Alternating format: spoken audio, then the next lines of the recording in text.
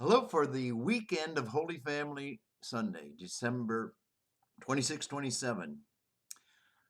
Dress a little bit different because I want to tell you about something a little bit different.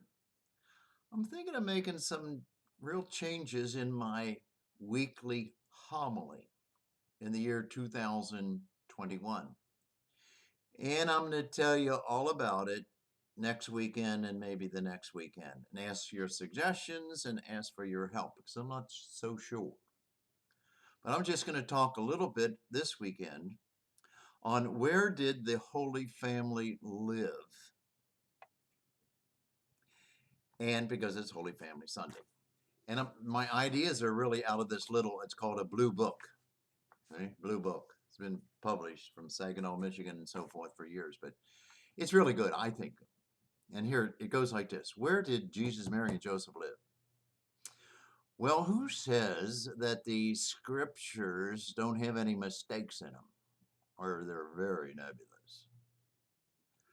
And I'd like to just look at where do they live, and they lived in Bethlehem, Nazareth, and Egypt, at least in the beginning.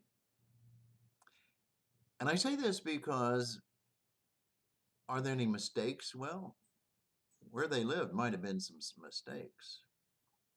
Let's look at it from two of the evangelists, Matthew and Luke, because they certainly present it differently. Nazareth and Bethlehem. Let's perspective. It's about 90 miles apart. Bethlehem, just say, is like Lexington, Kentucky, and 90 miles north of Lexington, Kentucky is northern Kentucky or Cincinnati, about 90 miles. That's about the distance that we're talking about here early on. Well, let's start with Matthew and his perspective. Matthew presupposed that Mary and Joseph were married probably in Bethlehem,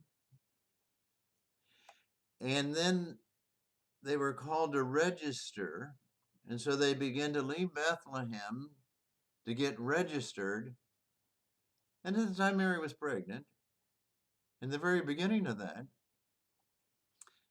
they had the child Jesus on their travels. The beginning, apparently, there was no room in the inn, and so they went to the hill country and to a cave or to manger or farm animals place. And there Jesus was born. And there the troubles began. And it says the king, Herod, was trying to kill all those babies. And Joseph didn't know what to do, but was warned in a dream to take the child Jesus and Mary and go and not live in Bethlehem area, but to go and live in Egypt. And so they did. And they lived there for a while until it was safe, or that they took the child Jesus and Mary and didn't go back to Bethlehem, but they went to Nazareth, where Jesus was raised and became a young man and took on his mission. That's one perspective of where they lived. Well, the other perspective is from Luke. Luke presupposed that probably the marriage took place in Nazareth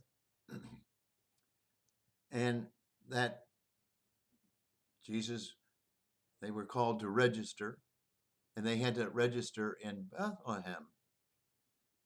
And so Joseph takes pregnant Mary from Nazareth to Bethlehem. It's there in Bethlehem area that Mary had her child, Jesus, the Son of God. And then was taken off for safety. And they went to Egypt for the safety of the child. And so in due time, they weren't going to go back when they left Egypt. They went back to their original home, which was Nazareth. And it says where Jesus grew up, that he was still that baby or young child, young,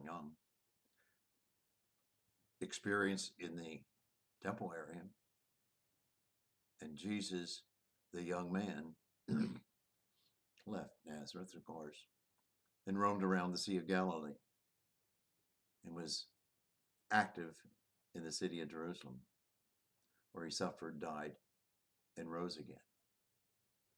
So, who says the scriptures are, yeah, everything is exactly perfectly true and right? I don't think so. And that's the end of point one in my homily this week. I'm going to do another little point from a spin off of that, but not in this 6-7 minute session. Isn't it interesting how this little new family